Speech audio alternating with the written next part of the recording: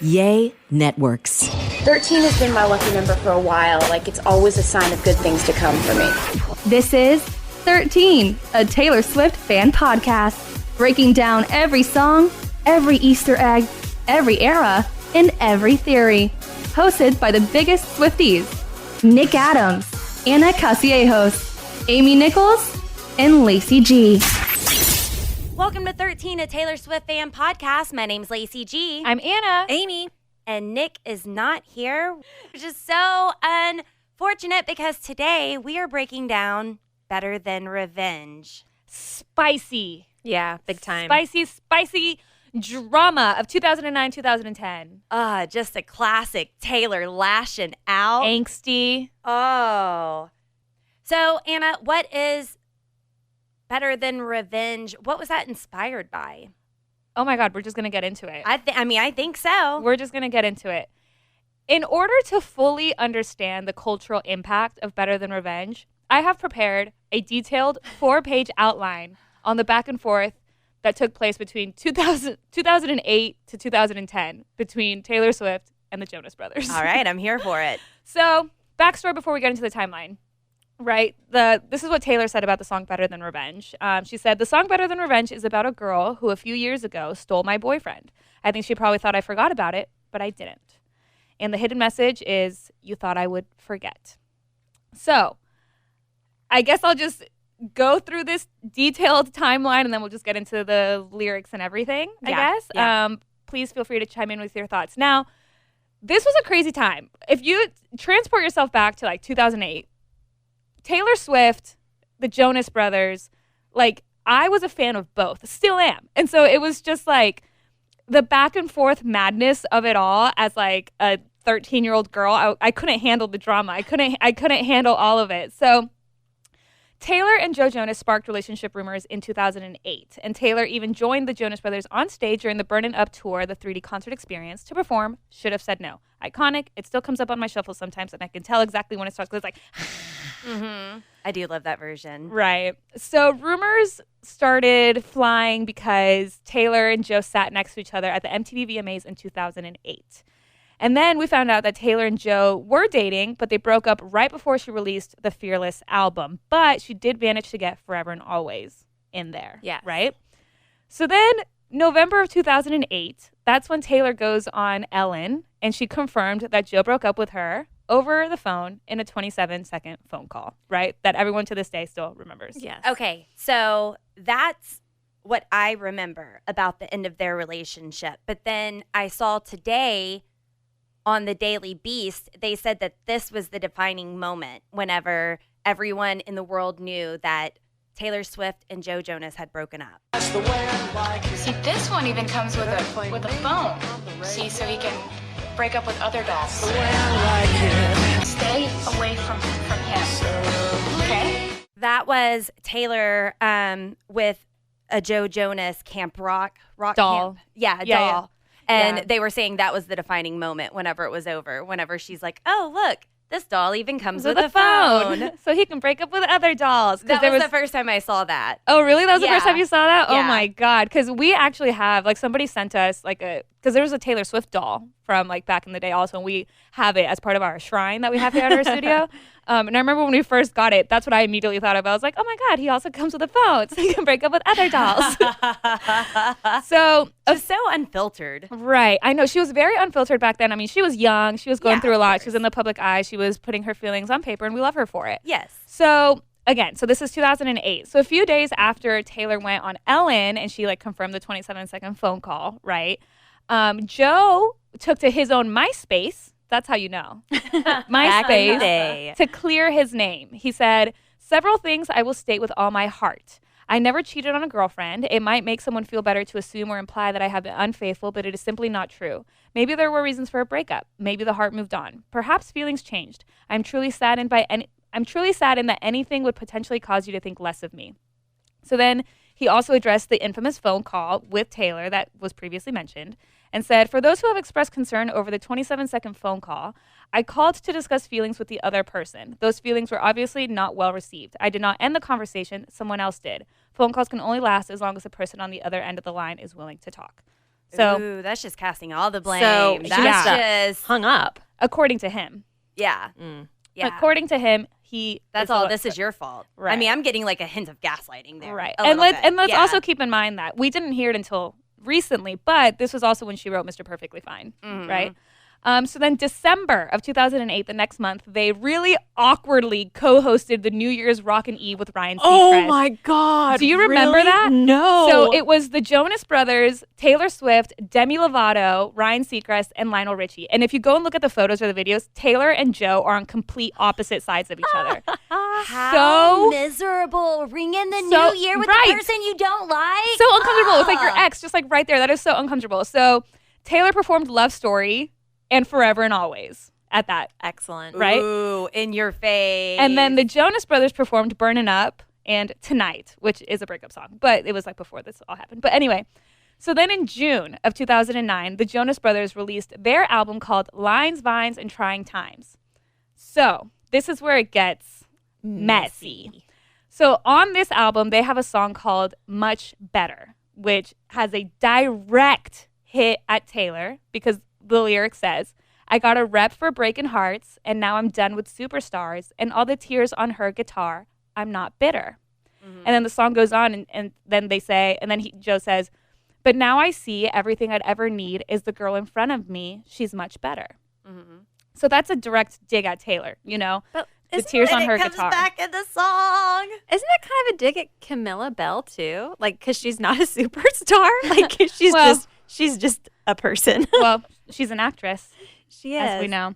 She is, but not a think of the superstar. But it's just irony. saying, like, she's much better, Yeah, right? And so yeah. that's like, when this happened, when this dropped, I just remember sitting, like, in my car, like, on my way to school, and my mom was driving me because I was not 16 at the time. I was, like, young. And I was like, oh, my God. Like, that, unbelievable. So then, we continue.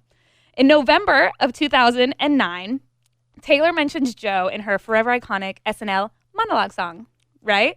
Love it. She says, you might think I'd bring up Joe, the guy who broke up with me on the phone, but I'm not going to talk about him in my monologue. And then she says, hey, Joe, I'm doing really well. I'm hosting SNL, but I'm not going to brag about that in my monologue, right? And then October 2010, that's when we get Speak Now. And we get Better Than Revenge, which we're talking about in this episode. But then we also get Last Kiss, which is also about Joe, but we'll get into that later. But the hidden message in Last Kiss is forever and always. So that's how we know that they're all connected. Yeah. So in Better Than Revenge, you know, she takes a direct stab at the song Much Better by also saying towards the end of the song, she's like, show me how much better you are, right? So that's a direct response to the song Much Better. Okay. So then, Taylor slaps. what? Taylor slaps. I know. So then in September of 2011, the two of them make amends, and Joe even attended some of the Speak Now tour shows. And then in October of 2012, somebody in an interview asked him about the song We Are Never Getting Back Together, because at this point now we're in the Red era. And Joe said, We Are Never Ever Getting Back Together isn't about him because they never tried to get back together. They just broke up and that was it. But he also praised the Red album, talking about her concerts, had nothing but good things to say about her from like that point on. And then in May of 2015, in an interview, Joe was asked about his thoughts on being the subject of some of Taylor's songs. And he said, that's part of being a musician. You write songs about each other, which I think Harry Styles kind of also said something similar about like, yeah, like as musicians, you understand like they're subjects to my song. I could be the subject of their songs as well. So then in the summer of 2015, Joe and Taylor are definitely cool because they go on double dates because Joe started dating Gigi Hadid, who is one of Taylor Swift's closest friends, right? And at that point in time, that's when she was dating Calvin Harris. And Joe and Nick also attended her forever iconic 4th of July party. There's like pictures of them in like the onesies, the, you know, whatever at the Rhode Island house. Yeah. Can you imagine that double date with Calvin and Taylor's just all hunched over because she's not happy, like Todrick Hall was saying that one time in the interview with us. I don't know. I'm just picturing like that double date and how weird it would be. And what did then they talk about? Joe and Gigi. Yeah, like Joe that and seems like Gigi. a big mispairing too. Yeah, which turned out to be because they didn't last very long either. So then in May of 2019, Taylor went on Ellen, and that's when she said that she regrets putting Joe on blast all those years ago. It was like she was playing that like buzzer game or whatever with Ellen, And she was like, yeah, I shouldn't have done that. So she just went on the record to say, Oops. Sorry. oops. But also, I mean, she was young and in the spotlight and And it hurt. And it hurt, yeah. And he was public as well. Like, they were Yes. both publicly taking jabs at each other. Yeah. And then July of 2020, that's when Taylor writes Invisible String on Folklore. Now I send their babies presents. Right.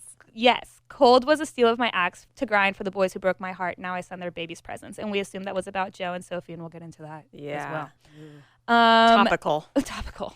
And then April 2021 is when we got Mr. Perfectly Fine on Fearless, Taylor's version. And then Sophie even shared the song on Instagram saying, I mean, it's not it's not a bop. I love her.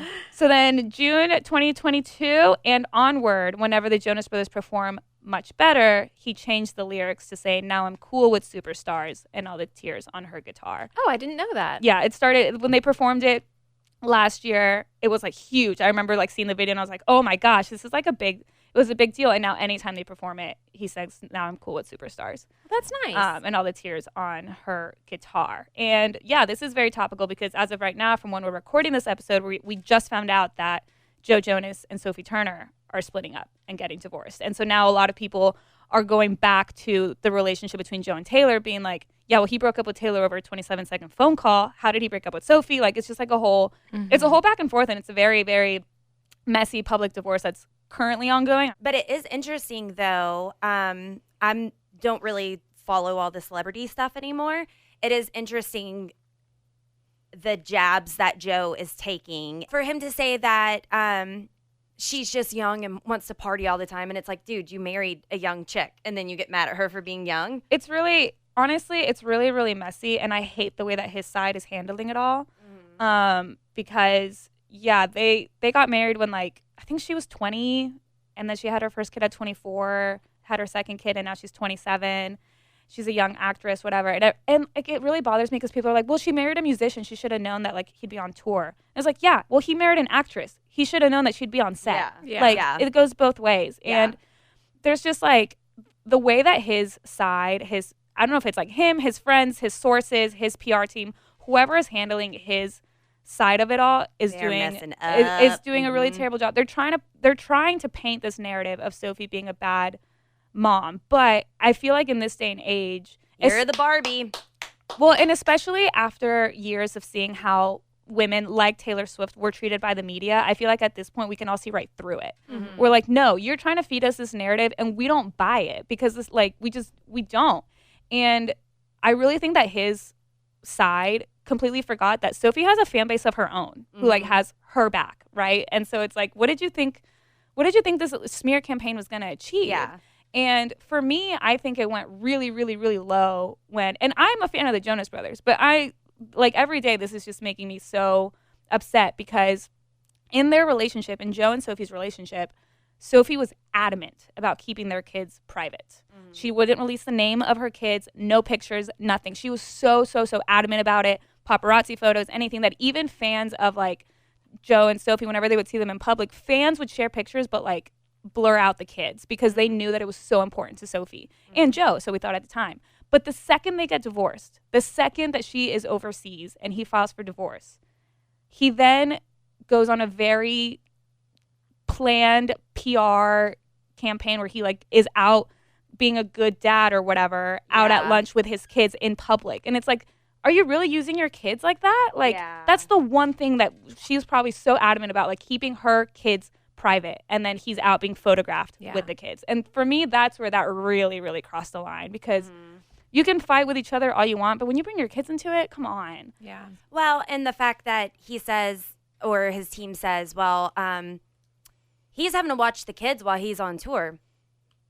Oh, okay. Yeah. Like, so a dad has you're to saying watch he's his a kids? he's a parent? This is my biggest pet peeve. I don't know if I've shared it on this podcast before or not, but when dads get praised for doing the same thing that moms do every single day, like outrageously praised. Yeah. I'm like, that's your job. Exactly. Well, that's why it's like, oh, he was out to lunch with his kids and we're supposed to be like, here's a gold sticker. Yeah. Also, the nanny was there. Like, bro, like it just, it's getting really messy and it's unbelievable. And now like her side has been really quiet about it all, but they've kind of like slowly started to reveal some of the things about how it was they're saying that it was like a mutual decision for her to go to England and film the show that she's doing, and for the kids to stay with him on tour because their entire family's on this tour, including their the grandparents, all the other families on this tour, so the kids would be better taken care of on tour with Joe, surrounded by family, than in England with a babysitter while Sophie's on set. So it was a mutual agreement. But then the second that she leaves,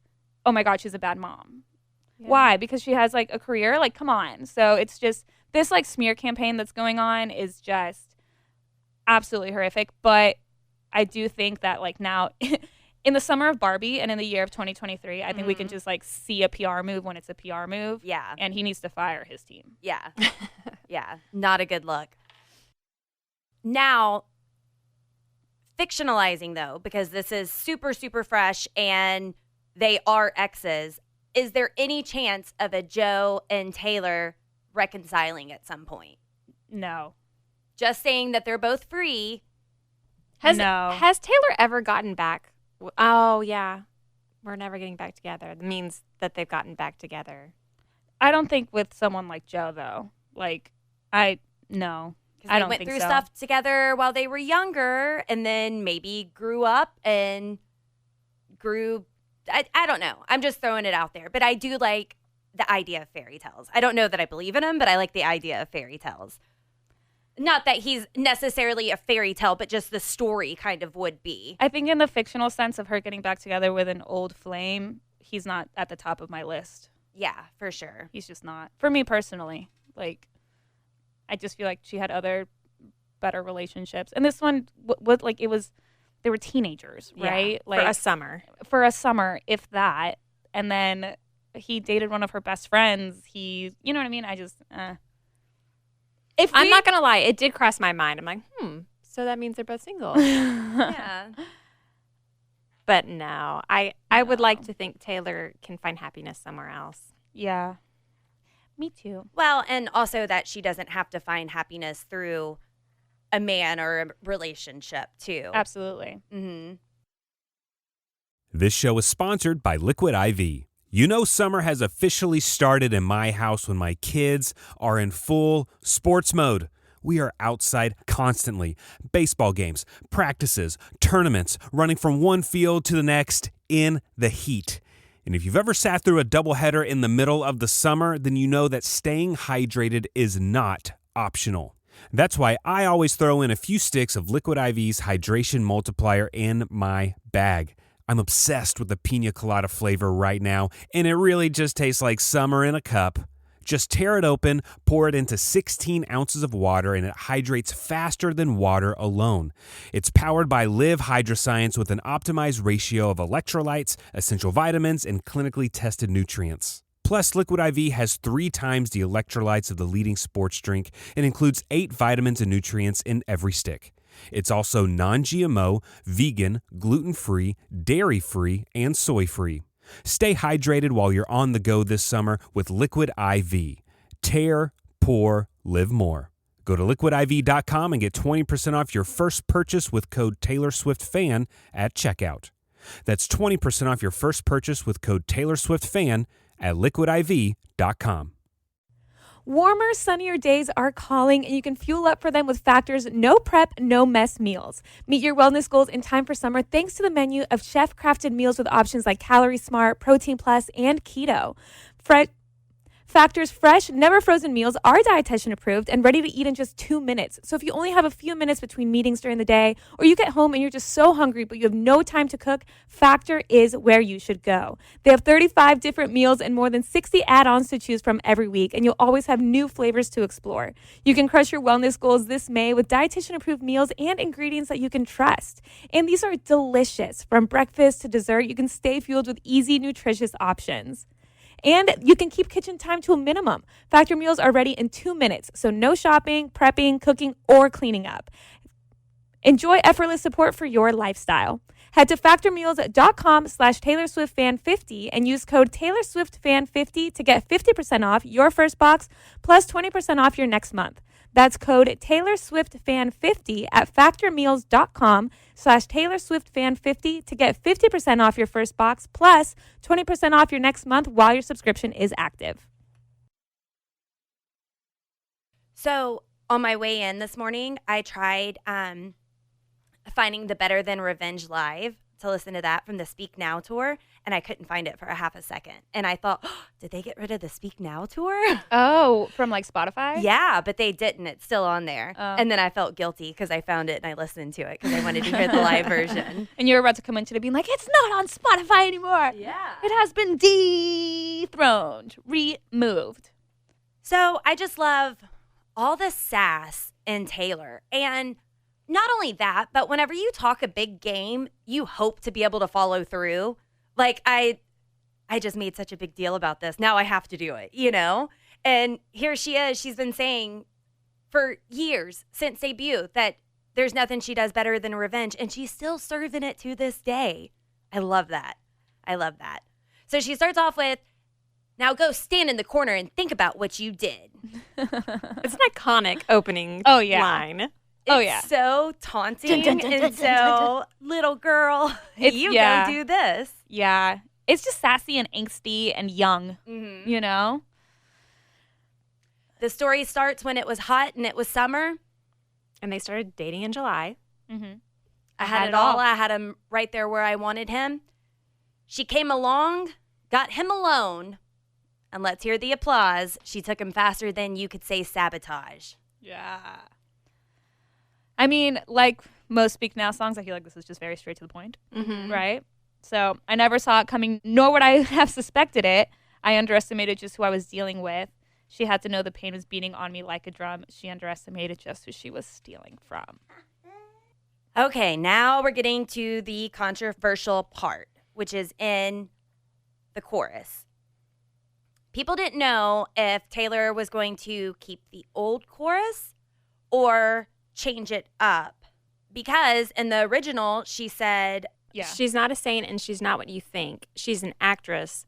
She's better known for things that she does on the mattress. And the slut shaming, which was so 2010, did not sound too well in 2023. Yeah, so Taylor did make a lyric change, and she defended this by saying, I was 18 when I wrote Better Than Revenge. That's the age you are when you think someone can actually take your boyfriend. Then you grow up and realize no one can take someone from you if they don't want to leave. She got some mixed reactions with that. One person said, honestly, the change is just a rare move for Taylor, who has kept her re-recorded albums as close to the originals as possible. Just call it her growth era. And other mixed feelings were saying, we miss brutal Taylor, where she hated everyone, but lover era Taylor assassinated her. Well, she's dead. I mean, it's weird. It was socially acceptable, but I mean, Beyonce, Lizzo, everyone's changing the lyrics just because there's backlash on anything. It was meant in a completely different way than how we speak now, but the point is people still get offended by it, though, regardless of the intent. I didn't mean that in a bad way. This was 2010.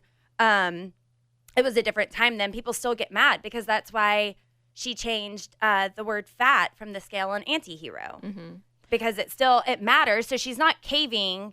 Someone else did say on Reddit, called her a pathological people pleaser, said that she just gave in to please other people. But see, I don't really even think that's why she did it. I don't think so either. Personally, because at the very, very beginning of the re-recording process, she said that this was an opportunity for her to, make the changes that she always felt like she wanted to do. She didn't say specifically like this lyric, but Taylor herself, ourselves, us, I mean, people change over 10 years, right? You're allowed to change. You're allowed to change. Your views can change. And her being who she is now, a feminist, women supporting women, all this stuff, like, I'm sure she personally probably didn't want to sing that lyric. And it's Taylor's version. If she wants to change anything, she's the one person that can do it. You know what I mean? That's kind of like what Nick had said at the very beginning of our Speak Now era. Like, it's Taylor's version. We're here to support Taylor's version. This is the version that she wanted to put out now. And the way I see it is, especially with the Eras tour, we get to relive all of the nostalgia and the 17-year career of Taylor Swift. But with the Eras Tour, there is also so many new fans and so many young fans. And so if she's releasing an album that's going to be new to a lot of people, especially a lot of young people, if she has the opportunity to take away a misogynistic lyric, yeah, I would take that opportunity also. When you go to the concerts and you see all these young Swifties, and it's like, do you want all these young Swifties singing about, you know, the things that she does on the mattress when you have the opportunity to just change it? Like, yeah. And this is something that she can be proud of, and is. Yeah. And, you know, maybe one day if she performs this as a surprise song, she'll talk about it more, like, you know, in depth about how she feels about it, because this is just how I feel about it. But I 100% support the lyric change, because I think it's just Taylor's taking version. ownership of blame. That's all that the lyric change is doing, is saying, I was firing off anger at someone who didn't, I mean, in the end, it's not her fault. And It's kinda not like, her fault. But she was young, and I understand why she felt that way. But then now she realizes, you didn't mess up my relationship. yeah, My relationship was messed up by the person I was with. right. And it's also like, okay, think about it. If you had, you know how like Facebook has those like Facebook memories? If one of your statuses from 2010 showed up and it had something along the lines of something that would be like kind of offensive now, that you're like, oh, I shouldn't have said that. Would you delete it? Because I would. Immediately. Right. Yeah. So why is she not allowed to delete it? Yeah. Like, come on, it's her chance to do a do-over, and I 100% support it. So the lyric change is now, instead of she's better known for the things that she does on the mattress, she changed it to, he was the moth to her flame, she was holding the matches. But I will say, it is very hard for me to sing the new one, just because the old one is just so engraved in my mind that I have to like either not sing it at all or just like kind of stop myself and correct myself. But I have a really hard time, like when it comes on, just like on shuffle, and I'm like blindly singing, that to just like, he was a moth, you know, like it just, I'm still not used to it. It doesn't pack such a powerful punch as it did before. I was going to say, I love that it's just wordy, because that's Taylor Swift, and that's me. Like using the most words imaginable, shoving them all in there and still making it sound good. Soon she's going to find stealing other people's toys on the playground won't make you many friends. She should keep in mind, there is nothing I do better than revenge. Ha! See, okay, so the second verse I think is my favorite. She looks at life like it's a party, and she's on the list. She looks at me like I'm a trend, and she's so over it. And she sings it with that kind of like sass too. Like, she's so over it. Like you can hear her rolling her eyes, right? I think that just puts fear in my heart as a fellow resting bitch face person. Like, that just makes me so paranoid.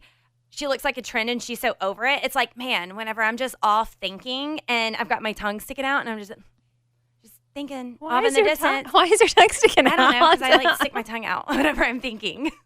Oh, yeah? Yeah, but then I'm just worried about having like stupid face.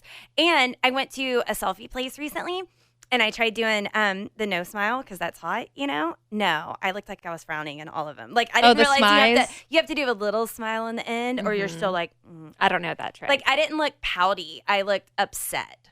Like, she's so over it. I think her ever-present frown is a little troubling. And she thinks I'm psycho because I like to rhyme her name with things. And this is so funny, because I feel like fans have always talked about like, but what words was she rhyming with Camila Bell? Did you hear? Hilarious. What? Okay, so there was a rumor that there's a muffled voice in the background of the song where Taylor says Godzilla, Camilla, and Godzilla. Oh my God. What? Yeah. Wait, I need to listen with like surround sound, like in. It's like muffled Godzilla. They're in the song? That's what the rumor is. I mean, I didn't hear it. Oh my God. Yeah. I had never heard one of those. I never thought about what she was trying to rhyme with, and that is just hilarious. But I mean, I'm sure there's tons of things that rhyme with Belle, but I guess Godzilla's funny. Oh, wow. I really have to listen with like super, super intense like headphones for that. I've never heard that.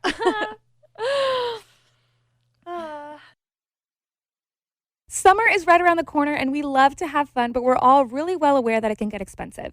And when you have financial goals, you need to decide what's worth it. A Chime checking account helps you reach your financial goals while still enjoying your summer. Are you traveling at all this summer? Maybe to hit up another Eras tour date?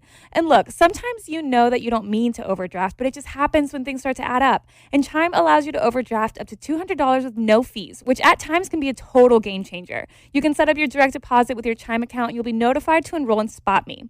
Live it up this summer and make progress towards your financial goals with Chime. Open your bank account in minutes at chime.com/Taylor Swift fan. That's chime.com/Taylor Swift fan. Chime feels like progress.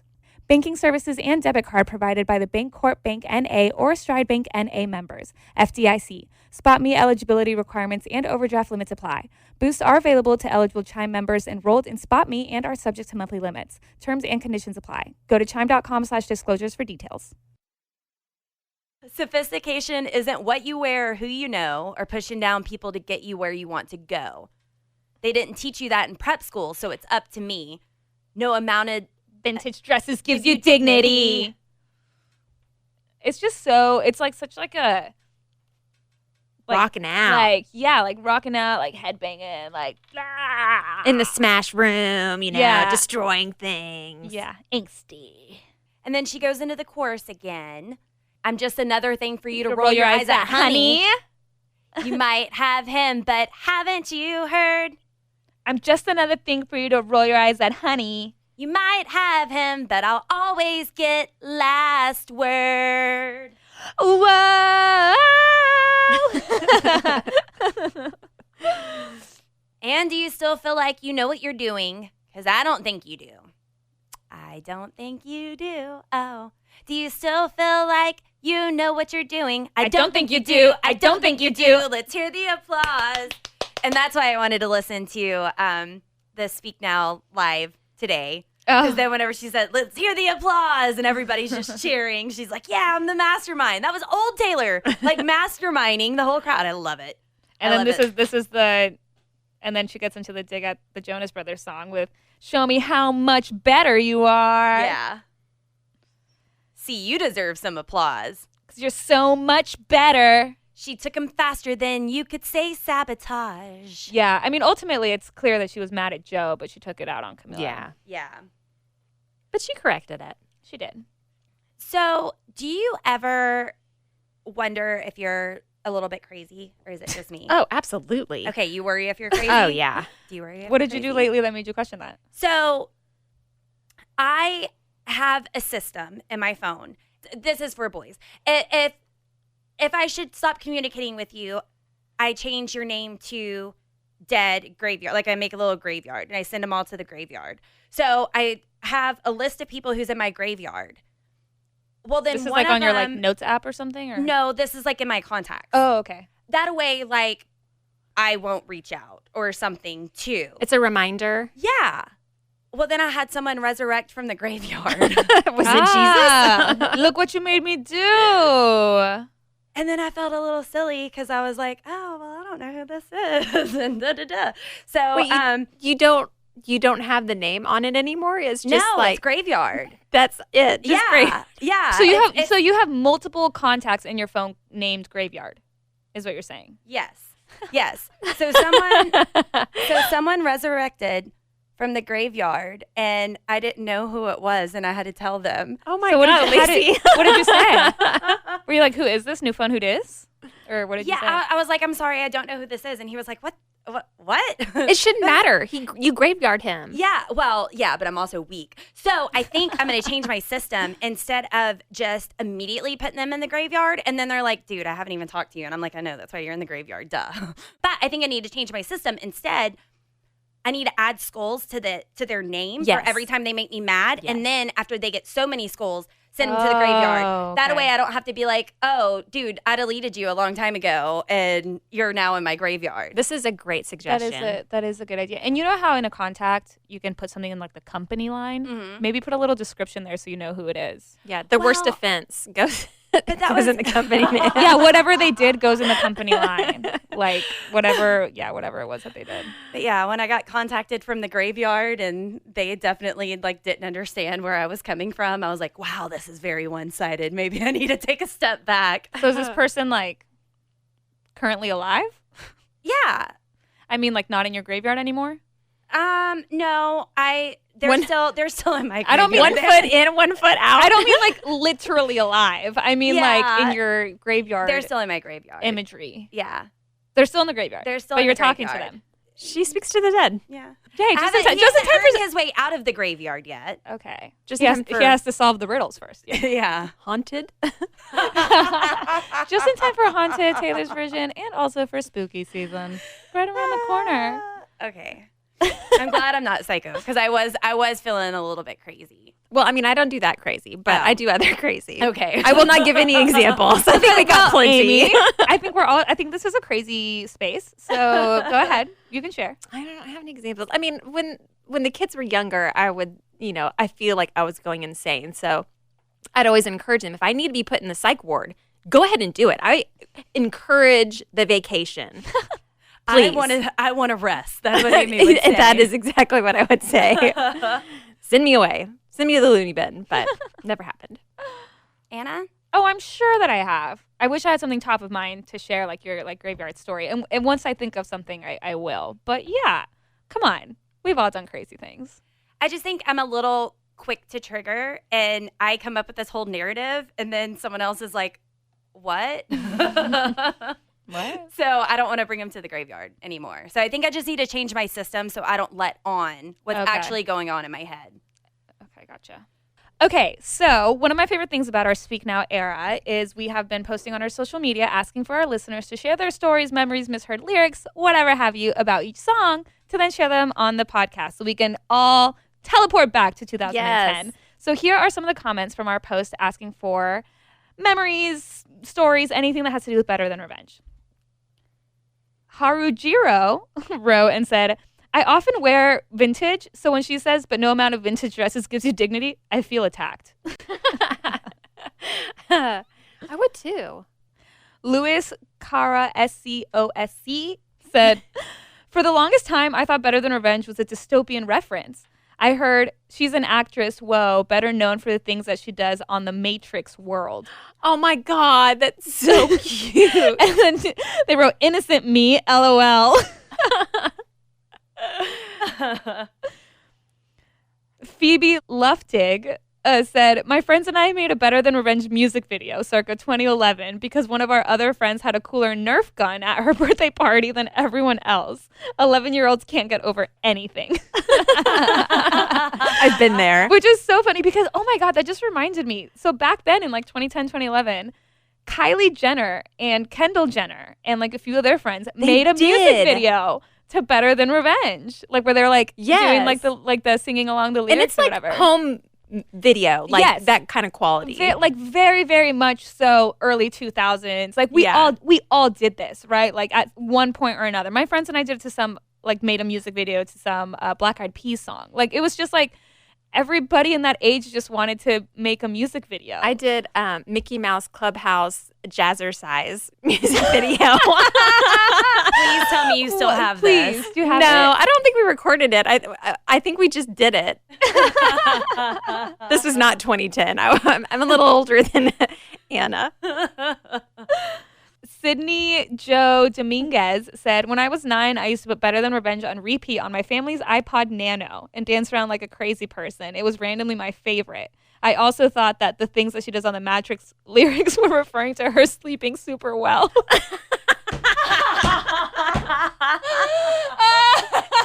Taylor's so jealous of her Oh my God. restful sleep. I hate when my ex's new girlfriend gets good sleep. That is so funny. It's because Taylor never sleeps. She's so Hilarious. jealous. That's true. That's true. She's just busy. Mia Winkle said, Better Than Revenge helped me get from sad to angry in the grieving process after my divorce. It was very petty, but sometimes rolling your eyes and singing, she looks at me like I'm a trend and she's so over it, is just what you need to do to survive. Nice. And then lastly here, Jenna Esek said, my favorite memory with Better Than Revenge was convincing 2 of my non-Swiftie friends to karaoke it with me a few years ago. They'd never heard the song before, so they were listening to it on repeat at the bar trying to learn it before we went up there. And they ended up loving it, of course. That's awesome.